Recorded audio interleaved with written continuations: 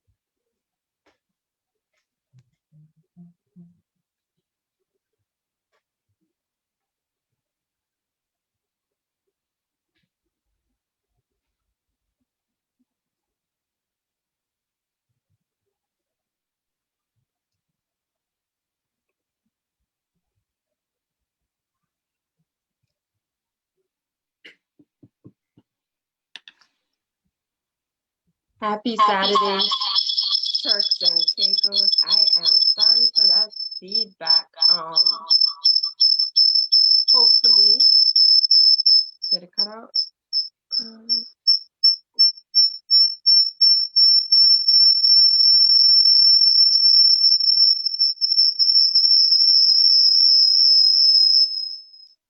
I am not sure what is going on.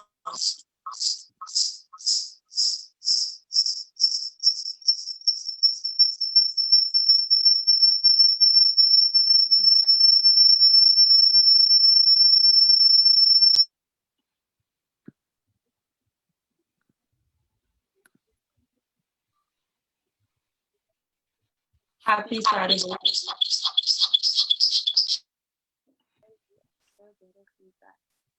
Tell me, indicate if you guys can hear me. I hope that the feedback has stopped. Okay, perfect. It's a little low though. Is this better? I'm just gonna speak up. Yeah. Yeah, that's good. That's good. That's good. Yeah. Okay, perfect. I don't know why I'm still hearing some sort of. Yeah, I'm still hearing it too. Background kind of type of thing.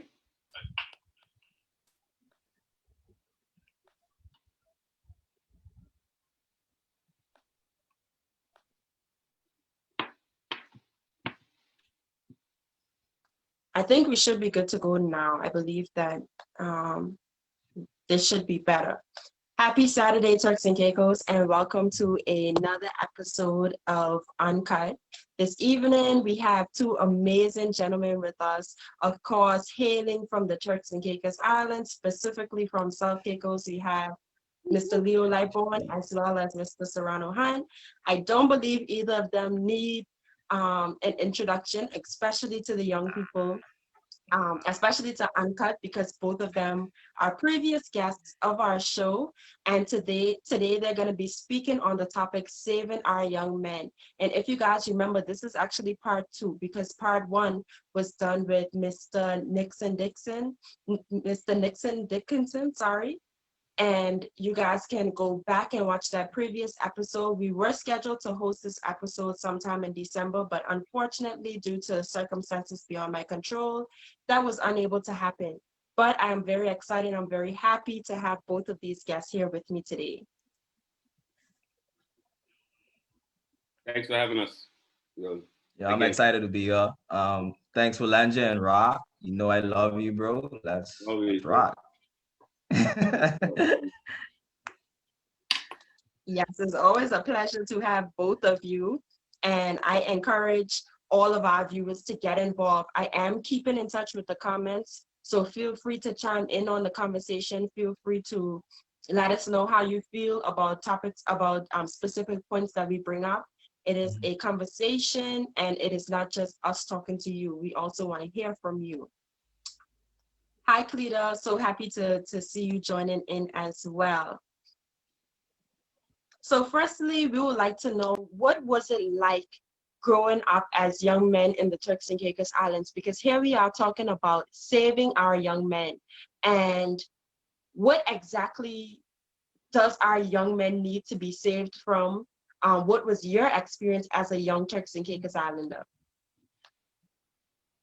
Right, you want to go first, or you want me to go first? I'll take it. All right. Wow, I mean that's a icon.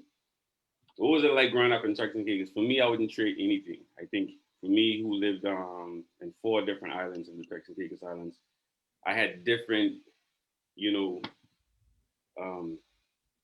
pushing from different backgrounds. I got to live in North Caicos for a year. I grew up in Grand Turk. I'm from South Caicos, and now I live in Provo. I think it was a privilege. You got to. I didn't grow up with a father, but you had a couple hundred father figures. People who didn't allow you to make mistakes, and who. I grew up in an era where a guy would see you, and somewhere you shouldn't be, and literally slap you behind your head and you go home. You know what I mean? So it was a joy for me growing up here. My values and everything that I learned mostly from, the streets or from family, friends, and all those kind of things. And it's just one big family that we live in. So for me, it was always like a great thing for me to live here and grow up here in Turks and Caicos. I mean, I was literally 2 minutes away from Ra's grandmother's house, Mercedes. Mercedes, probably 1 minute, like we were right there. Yeah, we were right there. So Mercedes and my grandmother were basically best friends. Like anytime she passed across our house, they would have a conversation, and it's that close-knit community that allowed us to thrive in in South Caicos. I would say South Caicos exemplified the term, it takes a village to raise a child. Even, I mean, I grew up without a father too, but I always had that pressure from other people around me to do well. Even the OGs, we would call them, the guys who were basically on the streets. If they saw you in the wrong places, like Ross said, they'll be like, go home. You got the for you. The same for you. Yeah. Right. And that level of accountability and that investment allowed us as people from South Caicos walk differently. Like when you from South, you walk with a different energy, and the reason why you move like that, I'm gonna say this: the reason why you move like that is because you feel the warmth of your community. Like literally everywhere you go, oh, Right. that's Patty Boy, or that's Mercedes' grandson, Yeah, definitely. or that's Raul's granddaughter. You know, those things, it gives you a sense of belonging in the community. So we had an advantage in South because we really lived as one. And if you're gonna save our young men, then we're gonna have to get back to the basics, and the basics of being our brothers keepers and also our sisters Yeah, keepers. That's how you move forward. You know, I feel like we in 2020, although we've connected to billions of people globally through social media, we're so disconnected from each other's and our own struggles. And there's a lot of people that's fighting battles alone that they really don't have to fight alone. It's just that we have lost the skill of meaningful communication, and we yeah, have to get back to that if we're gonna save our youth. I don't, and we see this with a lot of things. I feel like a lot of things that's being put forward doesn't involve the youth, simply because people don't know how to communicate with these young people anymore. So communication is going to be a key thing moving forward. Learning how to talk to the Generation Z, learning what appeals to them, learning, how they learn compared to how yeah, millennials learn. definitely. So And it is different too. yeah, it's It very definitely is. different. Yeah. So So we are tasked with I mean, it's so weird that I have to bring up communication, given that we're living in the age of social media. yeah, But uh, that's one of the main issues that we have here. We don't know how to reach out to people and truly have meaningful conversations anymore. And until we get back to that, then a lot of people are gonna continue to feel lost and disconnected from their communities. Right. I definitely. feel like you both said something that's very important, that it wasn't just the community that played a role, it was even the OGs in the community Yeah, that were Yeah, sending yeah. young men home. Like yeah. that I speaks mean, volumes. That shows that they as well had an invested interest in you guys. yeah, And Mhm. that close knittedness is not so much as present in Provo. Also, I feel as if media has a big role to play in all of this, because media hypes up the bad side of everything. Like yeah, it's not even just definitely. one thing that they hype up the bad side of, like everything. Everything that used to be taboo when you guys were growing up is not so anymore.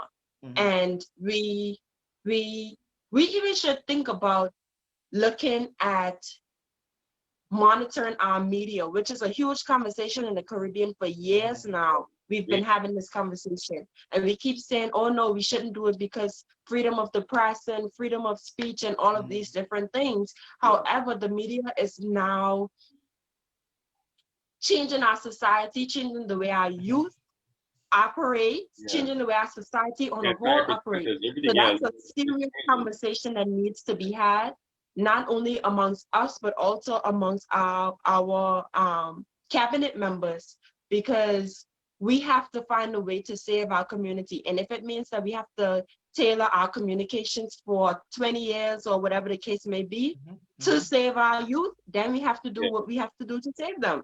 yeah, Mhm. definitely. I agree with that. Ra, you were So I saying think something? that So no, I mean, I just to touch on what Will was saying. I mean, it's so far.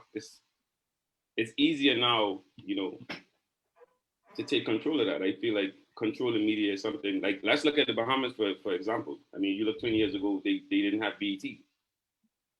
Those kind of things. I mean, I didn't how know that.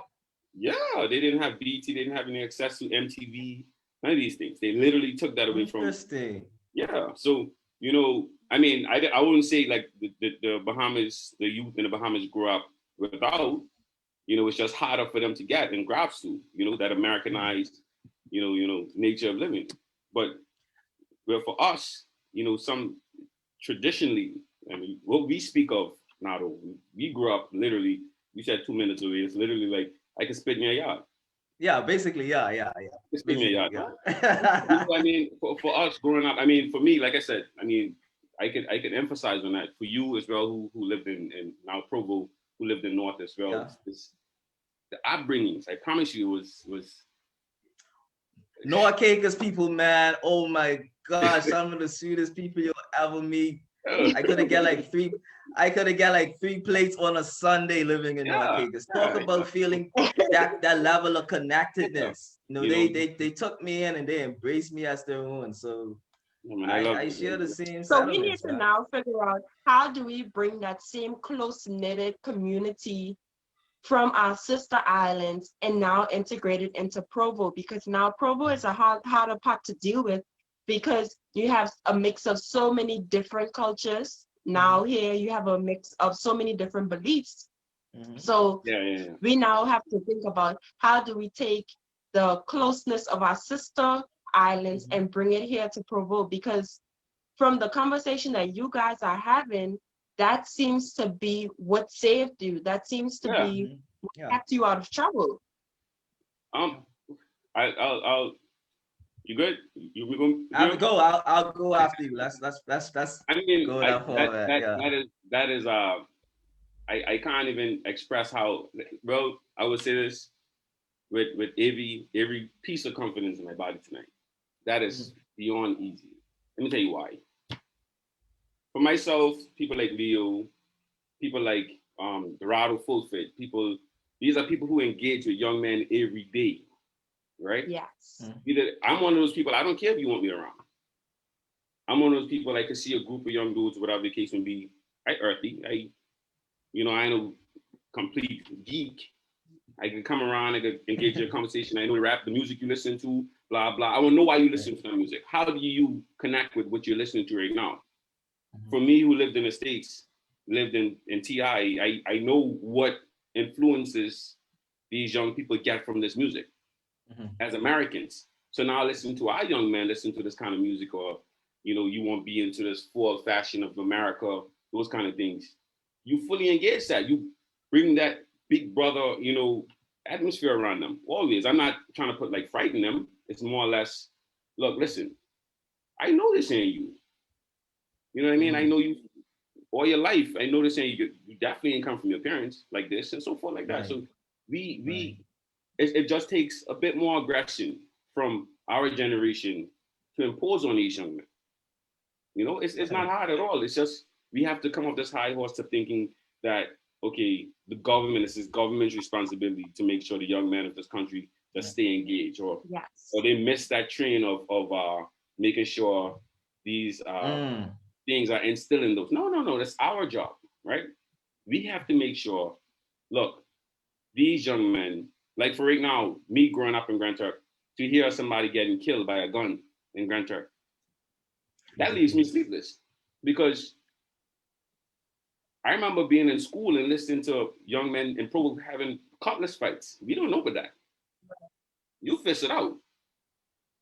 So to now hearing this going on in Grand Turk, I said this maybe 2 or 3 months ago at Broadwell. I said, listen, to a group of Grand Turk dudes, look, we have failed our young men. I don't think I was failed as a young man, because I felt like I was, well protected by guidance and literally physicality. But we have failed our young men, especially in those smaller communities, right? That's my view on that. I mean, it's crazy. American, when you listen to hip hop, it reflects the trauma. Perpetrates the trauma that's inside the Black communities in those neighborhoods. Talking about Black on Black violence, gun violence, extreme poverty. Abandonment, not having a father figure, seeing your mother. In some way or fashion, these young people are relating to this, and they're thinking that the struggles in America Yeah. It's their Ultimately, struggles it when the belongs to them. social Yeah. right when the social constructs is completely different. Completely. You know, we don't have no Different. we don't have that level of, well, it's not to the point in the Yeah. Caribbean that's Yeah. in Yeah. America where you're scared to drive down the road in your car and Yeah. be fearful of being pulled over by the cops. We don't have that sort of fear here in the Caribbean. Yeah. You know, so they're listening to this American rap and they're connecting with it simply because some things are relatable.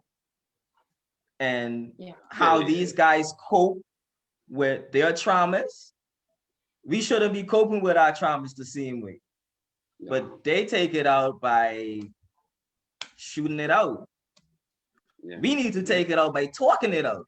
Yeah. Like we have America's what, 100, how much people in America? 100 million or so? I don't know. I think Somebody 100 give me million, some figures. maybe like, We have a population of about 40,000 people. Why are we using guns to reason out our differences? But then this goes to what I was saying earlier, that communication isn't there anymore. No. And apart from that, and sorry, I touched on to this. disconnect. Sorry, just to add on what you just mentioned. I mean, right. Like, to touch on something you said earlier as well. Like, I don't think people realize, you know, that separation.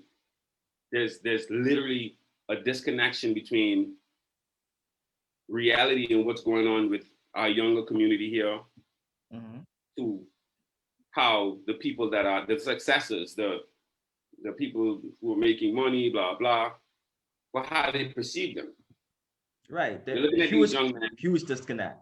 Huge disconnection. They're looking at these young men to say, okay, I listen to, okay, I'm a mouthpiece. I'm engaged. I'm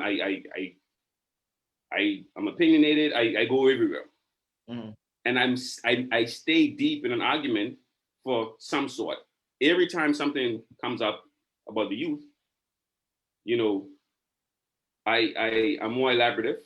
I'm more expressive because I don't want people who I know for sure don't have a connection with the generation or two generations past me. You don't even have a connection with my generation, but you could speak on how ruined we are as a body of people because these young men are too far gone, without even trying, without even saying, letting the words leave them out. Look, listen, they need our help. You don't hear that. Right. That's not a thing. I'll just chime in there also, Ra.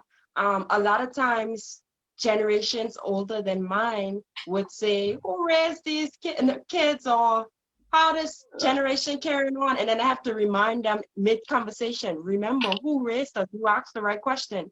These problems didn't just start because kids just woke up one day and did what they wanted to do, because they started out from they were kids. They didn't just become adults and make that decision. A lot of these adults were behaving this way from kids. Right. So it was your generation responsibility to correct it before it got this far. Sure. So that's point number one. Point number two is living in Barbados, to be honest, I heard rap and R&B and all this different stuff very rarely. Most times when you go to a restaurant, soca was playing. When you go to a party, soca for sure playing. Dancehall, yes, they would give a good mix of dancehall just to switch it up a little bit. But you would have to specifically look for a club that was right, that was catered towards American music. I don't know if everyone experience was the same. That was about 3 years ago. I was in Barbados.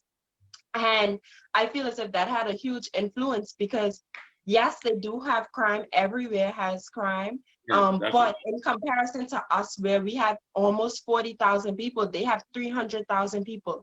And I felt safer living there than I do in my own country. And that is absolutely sad. And it should never happen. Yeah, that is true. I want to chip in a bit. With all of that being said, would you guys agree that we potentially could be suffering from an identity crisis, which is causing us to oh my God, kill each other or hate each other. Because if we truly know who we were as a people, I don't think we would resort to guns and violence of that nature. Obviously, you're gonna fight, but to the point where you want to kill your potential fourth cousin because it's a small community.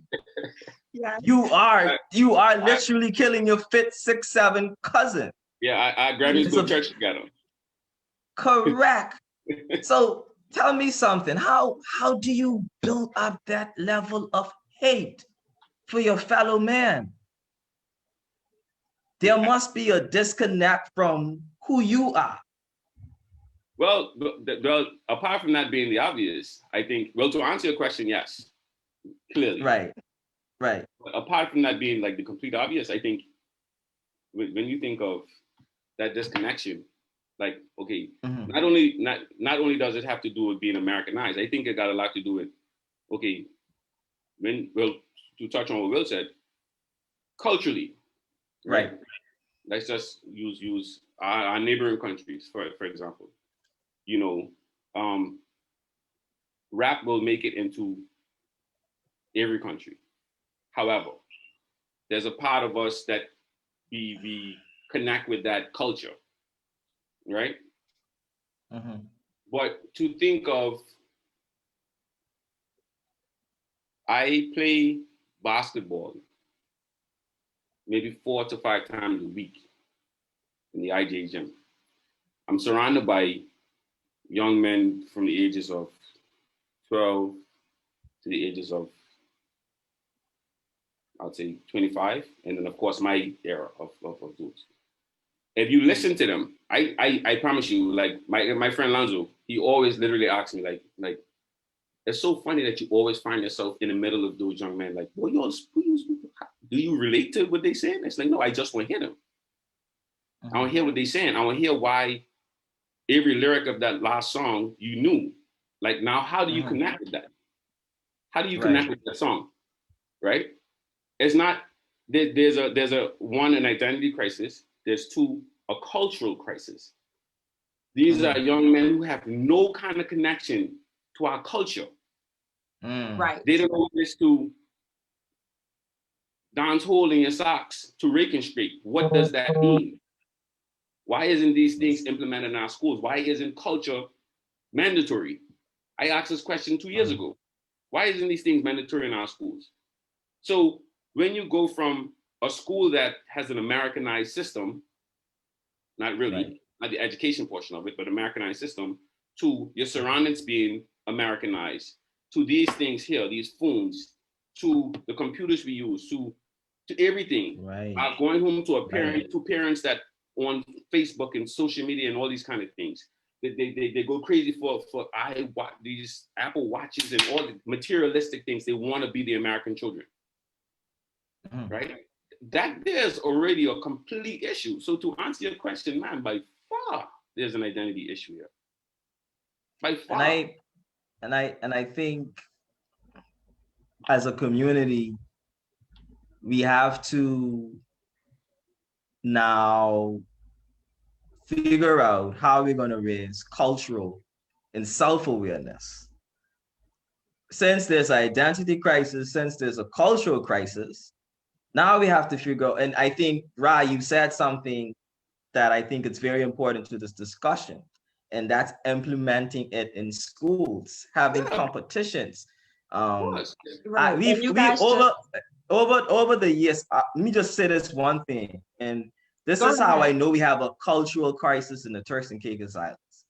When I was a teenager, man, regatta was a huge celebration. Not only regatta, every festival in Turks was big.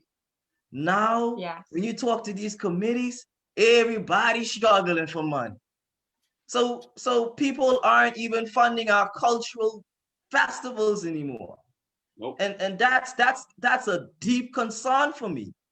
Because it's a clear indication you don't want to fund our culture, which means that you have lost, you as a corporation has lost faith in the Turks and Caicos culture. You can sell our beach, but you can't sell our culture. You can't sell our dialect. If you can sell Grace Bay Beach, and that's a problem. That's a serious problem. And until we can get to the root of who we are as a people, and that's our cultural essence. I love what Taz started of last month with V Things. Yeah, for sure. Yes. Yeah. We have to get back to that so that we as Turks Islanders know who we are when we step inside a room. I ain't trying to look like Jay-Z. I trying to look like Noah Kagan's people, talk like Noah Kagan's people, people. Right. So Yes, we have to get definitely. back to that. And once we get back to that, we will see a shift. You will see a shift in the vibration around. People will start to you, instead of hearing cars bumping rap music, you hear cars bumping Turks Island songs. I mean, 2 years ago, I think somebody got your girlfriend or layaway blew up in the Bahamas. So the potential is there. The potential is there, but we have to believe in ourselves. Yeah, you have to complete. Yeah, it has to be a push. Yes, definitely. And you guys just touched on something that I was just about to ask you. What do we do to save our young people? Like, what action can we take? So just before we jump into that, I'm just going to dive a little bit into the comments because I know you guys aren't tuned into them and what they are saying. So some of the comments was the fact that Tiana said, and some who labeled them as too far gone are only looking for someone to recognize that they need help. That's a serious problem here. Yeah. And I'll just run through a few of the comments and then you guys can chime in on them. Also, Bernicia brought up the fun. What motivates some of these young men to join gangs? And I told her, she asked, have anybody had a conversation with them?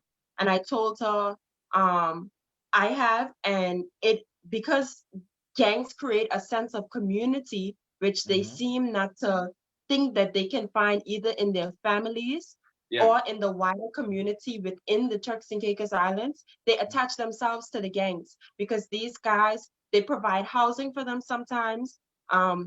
They go on these robbing sprees where they set them up to get money. So in essence, they get food, they get everything that they need. It's a sense of brotherhood. It's a sense of protection because if anybody mess with them, they bro got them. And that's something that they're not finding within our communities. So just a little bit back into the comments. Fleeta also brought up an important point about implementing this cultural change, not cultural change, but the re-immersion into our culture, back into our schools, using our teachers as this tool and take a look at what type of teachers do we have in Turks and Caicos Islands now? Are these teachers truly invested in our children? Are they passionate about our children to see them excel? And if they're not, we now need to change that. So I think that that was also a very important point. But I know I'm overloading you guys with a lot. Someone that actually has connection with a lot of these gang members wasn't able to post, but they did direct message me, and I feel like it's very important to get their point of view. So I'll just read it out. It says, these young men nowadays are too scared and they accept excuses. They have no father. They come from single parent households. They're broke and they want fast money. All of these are excuses. Some persons grew up with all three of the problems and still came out as valedictorian. However, for those persons who, and this is just my part, this isn't what they said, for those persons who don't have the same experience, they don't have the strength to stand up in their diverse circumstances, they need someone to help and guide them through. And the person's point of view is that they need someone who is dedicated as well as consistent to be in their lives to guide them. And they said that so a perfect example of lack of consistency is with our politicians going into hiding for 3 years and then popping up when it's time for elections with all of these youth solutions. Gangs are formed because the governments have failed.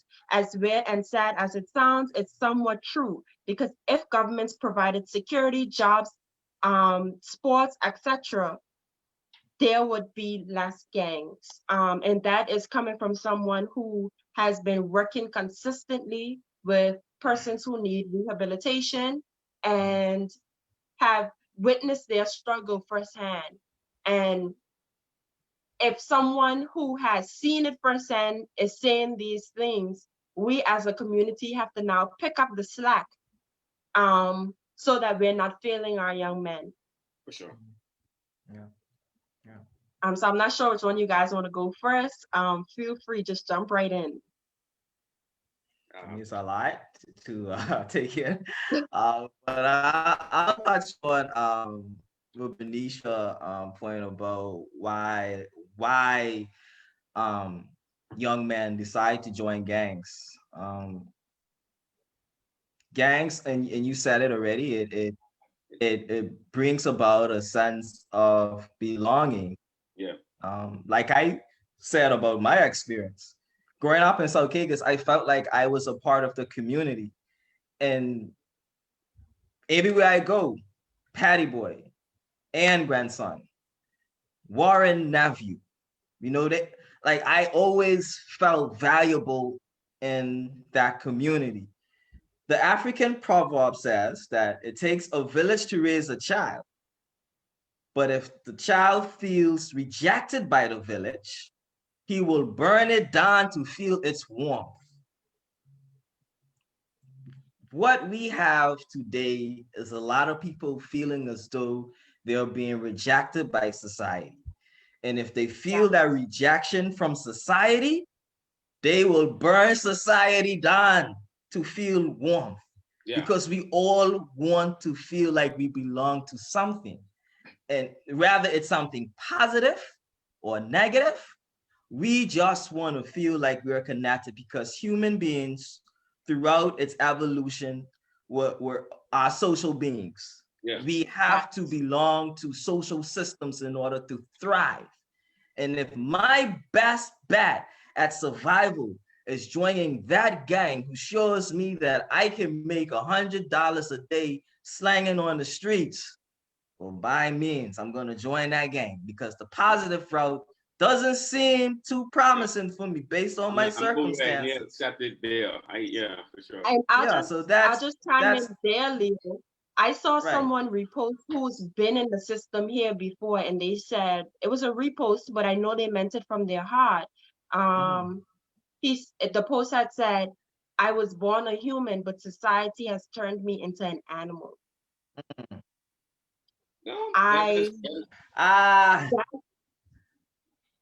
When I saw that, I realized how much we failed our young people, as a society, as a community.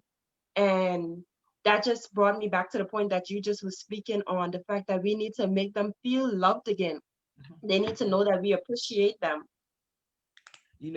Traditional tribes, early in our existence, at the end of the day, we will gather around a campfire and we will tell folklore stories, and we will gather in circles, and we and share dinners and share meals.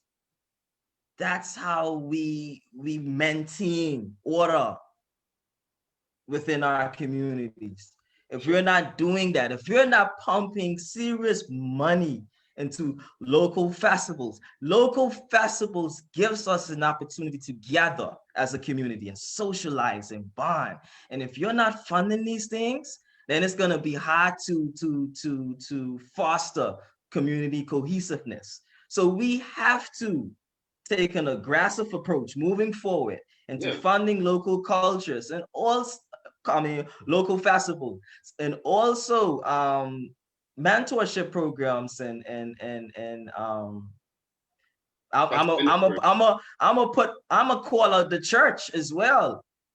Yeah. When I was a member of the church, I don't go to church how I used to go. That's why I say it like that.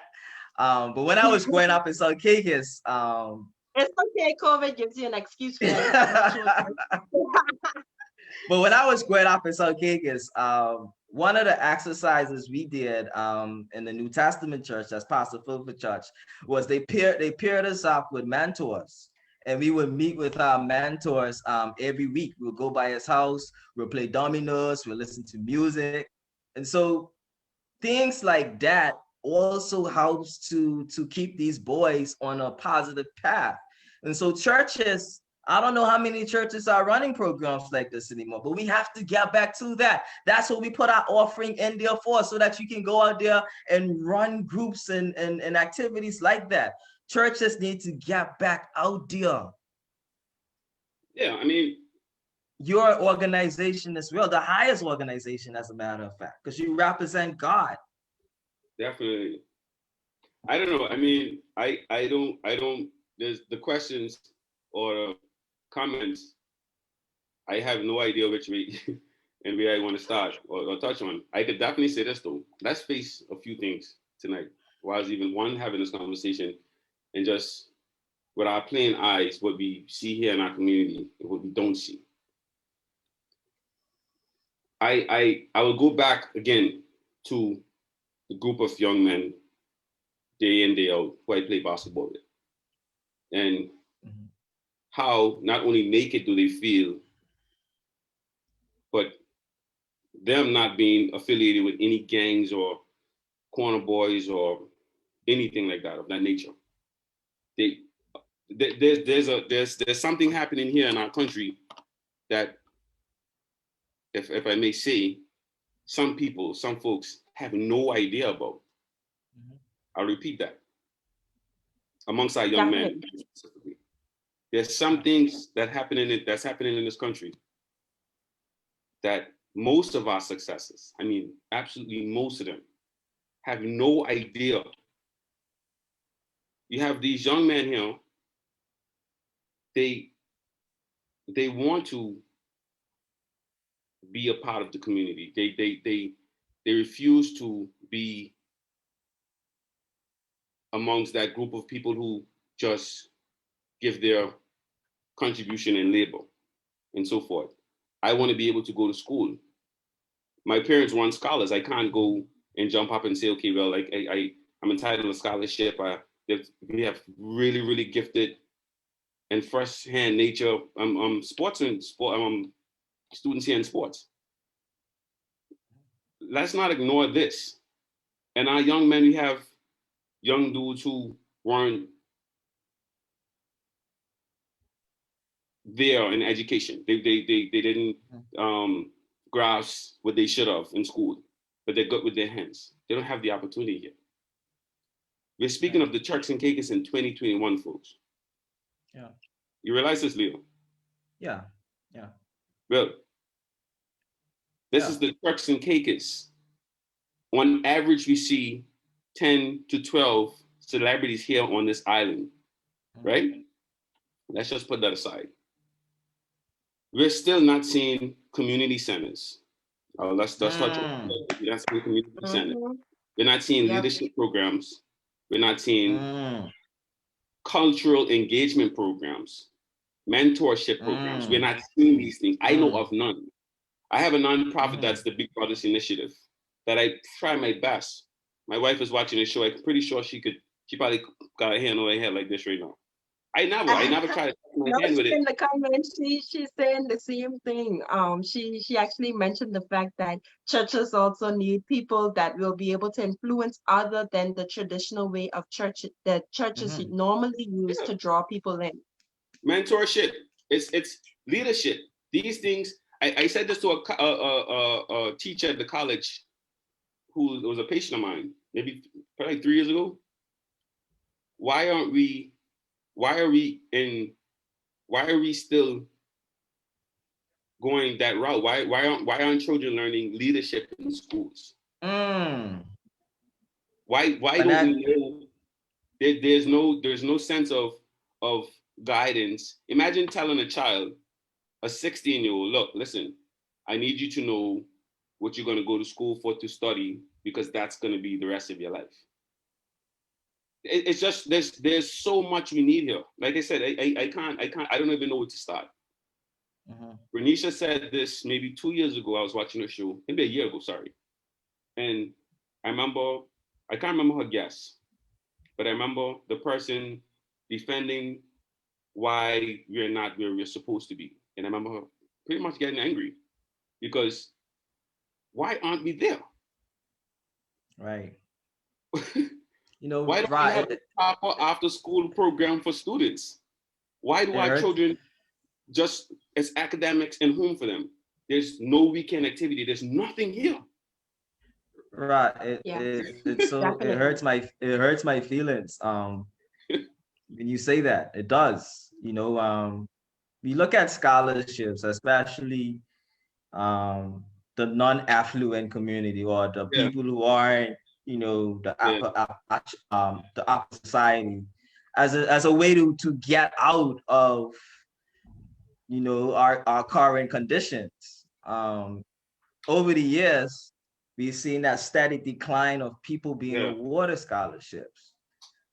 So tell me, how are young people the future if you're not even funding scholarships the way it should be funding anymore?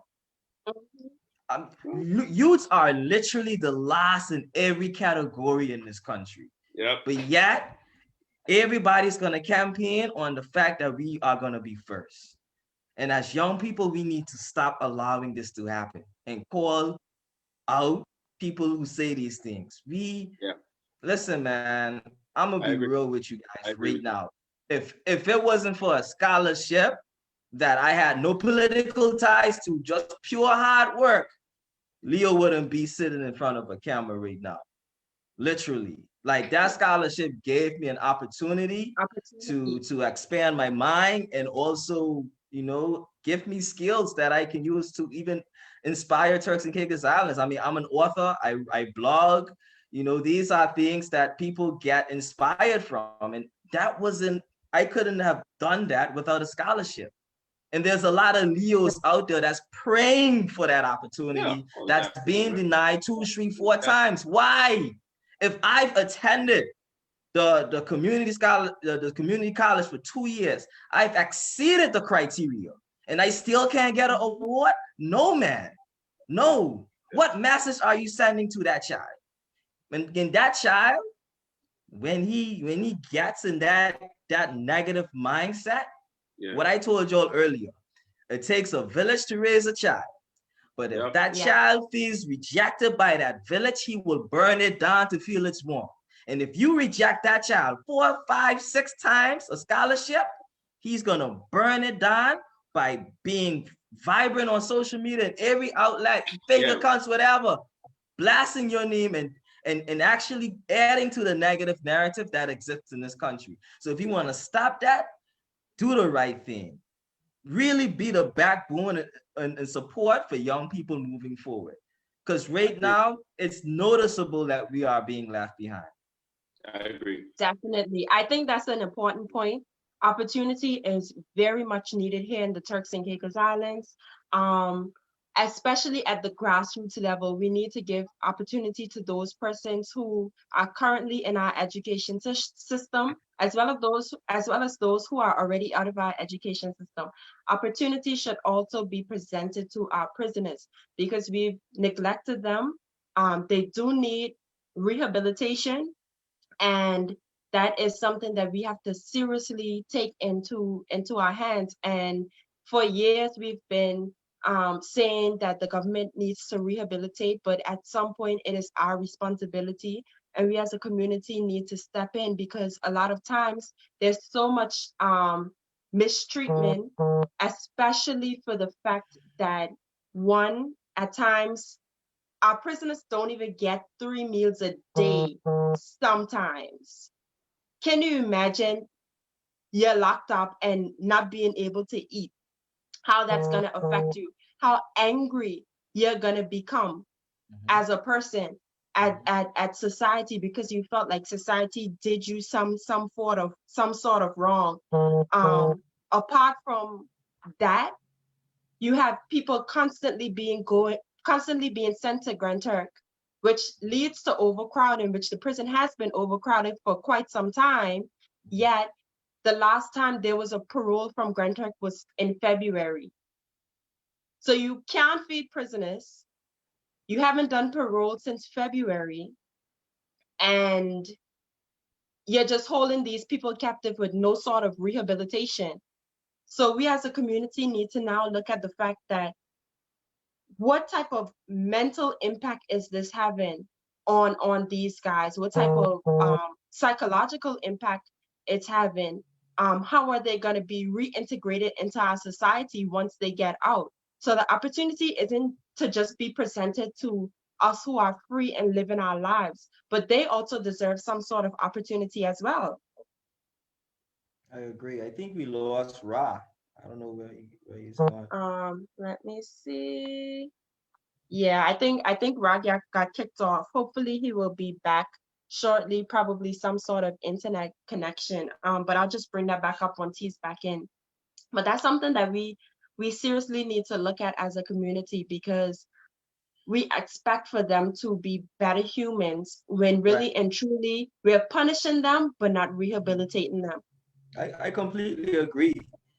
And you know, we have to use this political season to ask the tough questions, and don't be afraid to ask the tough questions, because we know what the issues are.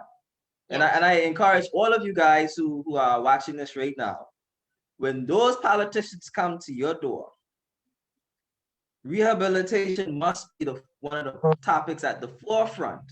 Forefront. We're talking, Youth and we're talking rehabilitation, two things that go hand in Yes, hand. yes.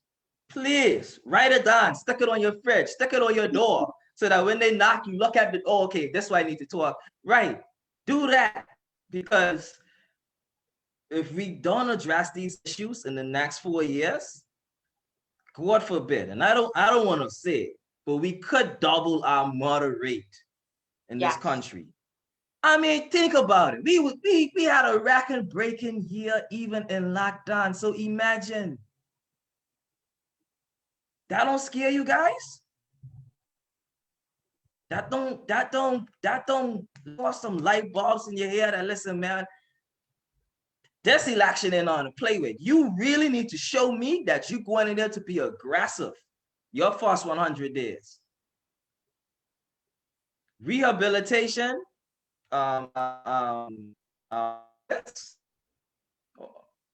department separately, juvenile centers, children homes, community centers. Make sure you talk about these things when they come knocking and asking for your vote, because these are the things that's going to shift the direction, actually help our youths moving forward, on top of providing opportunities for them to grow and expand and learn.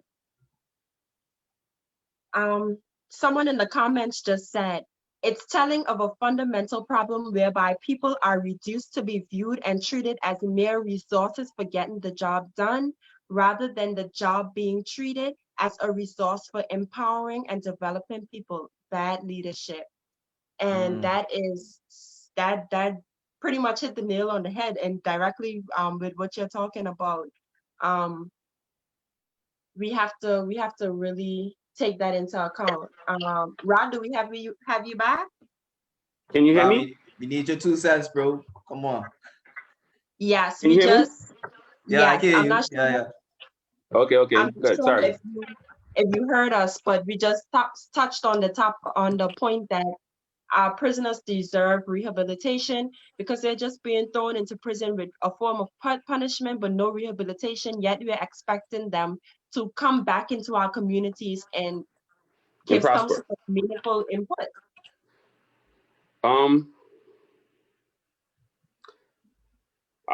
Okay, here's what. I will start with this. Not only do I think, let me just get on the agreement board wagon, sorry. I do agree that is something we definitely do need, because we're now seeing the numbers of young men being incarcerated rise, right? Mm-hmm. I think when it comes to us here, the things everybody, you, Neil, myself, we all touch on one particular thing tonight. Not only that, what we need. I think there's a disconnection. I can't emphasize. I can't speak on that enough. There's a disconnection between I wouldn't so much place it in the format of classism, but there's a disconnection.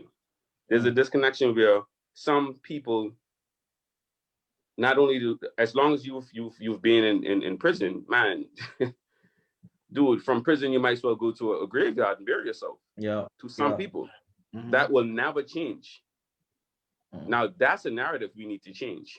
Traditionally, we need to as much as we need to reconnect with a lot of our traditional values in terms of how we keep engaged and keep our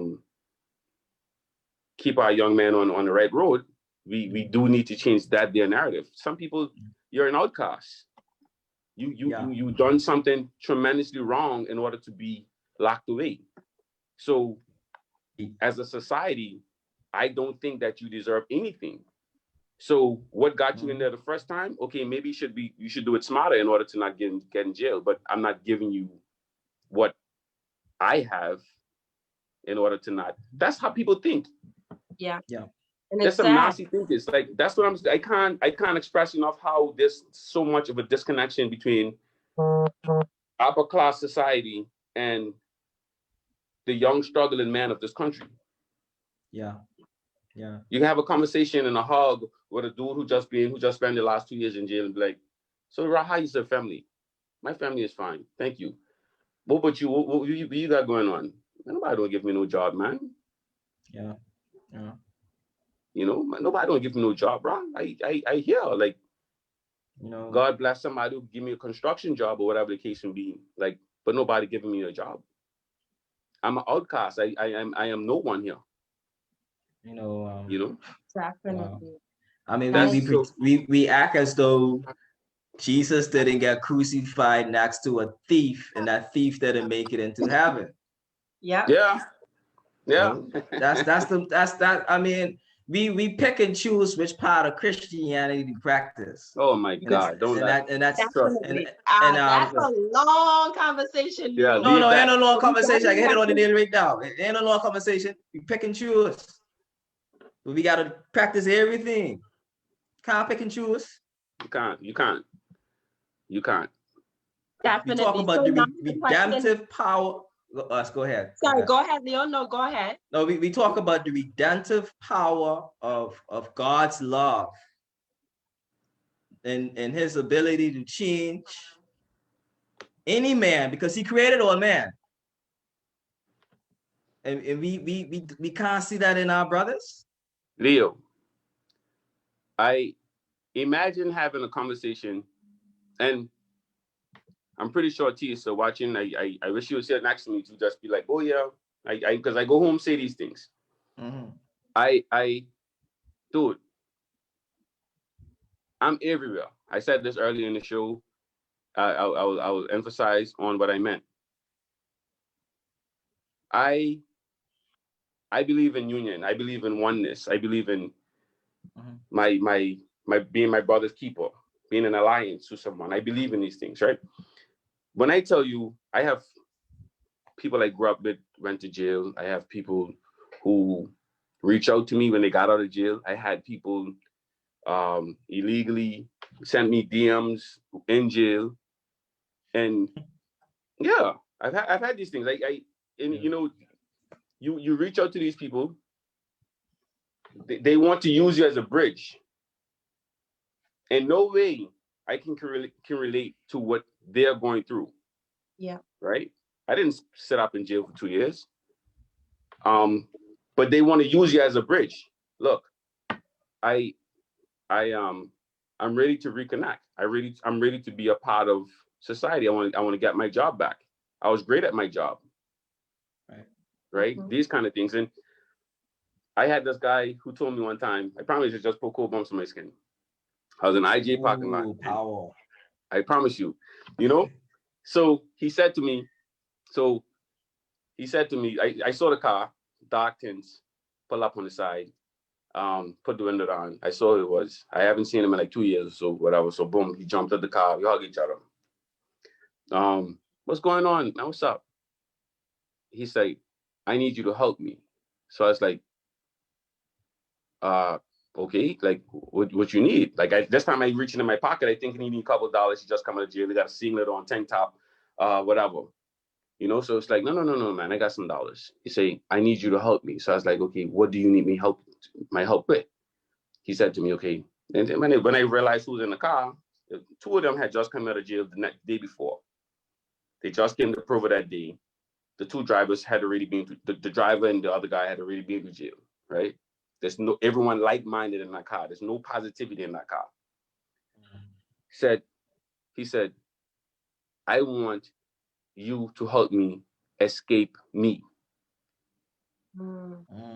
That's deep. So my cousin De Niro, who's in the car, he looked at me like damn, like I think he about to say like he wants you to go in the shop. He had a child, which was a young child at the time, you know, a little older than my daughter. Like, I want you to go in the shop and get my daughter some stuff because I don't have money. Not none of that. I want you help me to escape me. So I'm saying to myself, okay, bro, I'm no pastor, I'm no, you know, whatever. Like, I'm rock. And he said, dude, I know you. So I'm okay. So how do you think I should help? How can I help you with that? You know? He just wants somebody to uplift him. Yeah. That's all he wanted. So this is me and him texting every other day, twice a week, whatever the case may be. You know, he sent me his resume. I helped him with it. Blah blah. I knew some people at a risk not to call their name at a resort. You know, sent the text. They denied him the job. I made some noise, a little bit more than I should have. He got the job. You know, he pop up to my office all the time. And the thing about it is, it's just scratch me from that situation. I did him nothing. I did him what I was supposed to do. Yes. Right? We have, as a village, the upper class in society who won't even roll their windows down to that car of young men. Right? So me saying that and using that example, and promise you, I think of it all the time. I did nothing for him. I did what I was supposed to do. Right? That goes back to saying, as young men who was raised, like to touch on Will's statement earlier, as young men who was raised in great communities like South Caicos, Grand Turk, you know, North Caicos, I now live in Provo, who older figures won't still let me fail, still see me and want to give me advice and blah, blah, you know, whatever the case may be. That should never stop. You should never, those people, they should want to reach past me and grab the hurting young man in this society. Yeah. Although that's an obligation for me, I promise you, it's an obligation for me and Leo. Yeah. Right. But it's beyond us. It's beyond our argument. It's beyond our frustration. It's beyond our cry here on these shows, on social media. I read this man tweets. Sometimes you can hear him, Leo. You can hear him in his tweets. You can hear what he's saying through this anger. We need more. We need help. We need to be aggressive. We need to be assertive. We need to be heard. We need help helping our young men. Right. That's you said it perfectly, man. That's just perfect. I can't believe we're still in this place.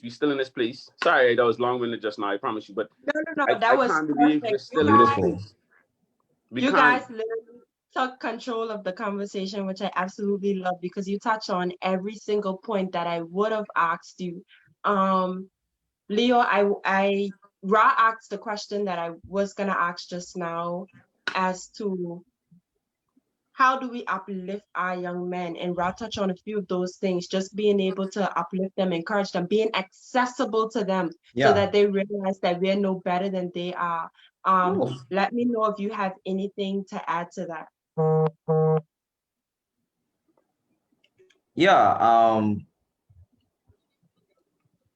This is a serious area that I'm going to bring up in this discussion, but if it's an area that has to be mentioned, and that's trauma and childhood and therapeutic treatment.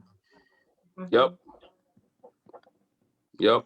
For the past 400 years, brown people, black people have been traumatized through slavery, systemic oppression, drugs, um, mass incarceration, um, poor educational systems, lack of opportunities, you name it. We haven't had the same opportunities as other people economically. That has destabilized the war on drugs, destabilized the black family completely. Like Definitely. slavery did its thing, but the war on drugs and crack cocaine Yeah. and Just made it yeah, completely you know, dysfunctional. Yeah. yeah, we are operating out of dysfunctionality right now in our homes. Yeah. So we have to focus now on healing within ourselves in order to save our brothers. So we have to ask some deep burning questions within ourselves. Are we healed enough to actually go out there and help people? Because some of us are carrying some deep traumas. Whew. Man, that is. And I had to face that devil 2 years ago when I wrote my book. I've been carrying that trauma of fatherlessness for a long time. I was Ra, you know me from a long time. I went through a period of rejection from my peers, my Yeah. friends for Definitely. Yeah. Yeah. Yeah. years. Elo Seymour was the one to break Ely. He was the one to break that and embrace me as his friend. And once Ely became friends with me, everybody embraced it. So that then, yeah, Ely was the friendly giant. I talk He, about him in my he, book. he has that. He has that Yeah, ability. Trust me. He yeah, does. yes. So when Ely embraced me in grade 3, it was that ended everything. Like literally nobody messed with Leo anymore for the rest of my school life. Like nobody messed with me. Can I? So that then led me to me being a people's pleaser for the remainder of my teenage years, most of my 20s. And I had to address that because I can't be a yes man trying to help people. So I had to find a way to be assertive because there are things that you have to intervene in or put boundaries on in order for you to be true to yourself. So I had to heal from that, learn from my flaws to now be in the space that I'm in right now to help people. But hurt people can't help people. Hurt people hurt people. So you have to heal. Yeah. And we have to really put a lot of emphasis on mental health, specifically Black mental health. Yeah. And don't shun somebody when they're saying they're going to see the therapist or psychologist. Those are people who actually get paid to listen, because a lot of people don't listen to you when you talk. There's a saying that when you have a conversation, only people take in about 25% of what you say. Oh yeah. Therapists are trained to take in a lot more than that, so they can actually hear you. Okay, so they are trained listeners to address the issues that you're going through and to help you level up. One, I'm gonna speak this into existence. Somebody out there probably need therapy right now. Listen, you probably been trying to level up for the longest, and you don't know what's stopping you. It's because you got something in there that's blocking you, and you need to let somebody let that go. And once somebody let that blockage out of you, everything is gonna flow through, and Yeah. It's opportunities easier. are gonna Definitely. open. So we gotta normalize therapy in our communities. That's family, parental therapy, family therapy, personal therapy, relationship therapy, marital therapy. We need to really, really drive that into our communities, because I that's how agree. we're gonna heal and Yeah. learn to work together. So as it relates to saving young men, one of the things we can do is heal from our traumas And once we heal from our traumas, we'll be better able to understand what they're going through because we've gone through that healing process already. So we can assist them through going through their healing process to get them to where they need to be in life. I agree. Yes, Well said, bro. definitely.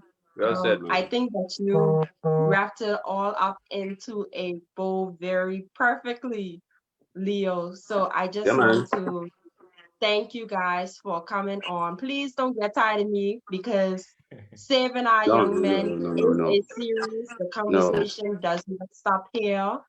My uncut guests, you guys can expect more on this topic of saving our young men. So be sure to tune in to every episode.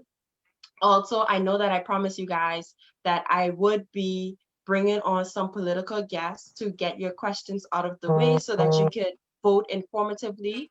And I promise you that that is going to be done. We actually have designated a separate day just for them, and that is on Wednesday. So Wednesdays at 6:30. Feel free to tune in. We will be having them on.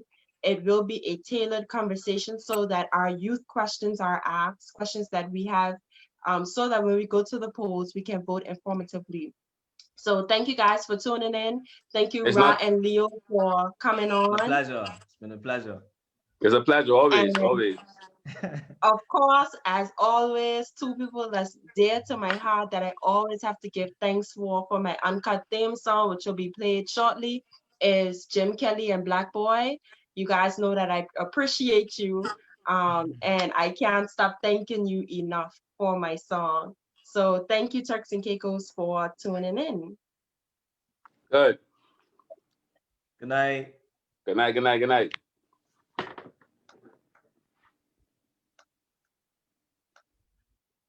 And I can't stop thinking for my song.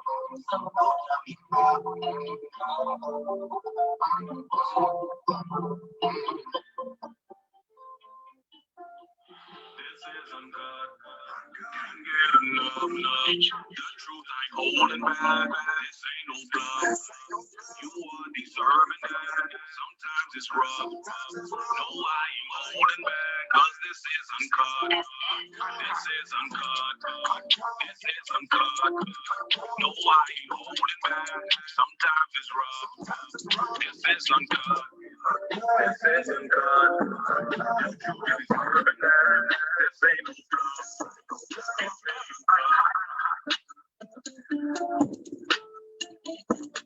uncut.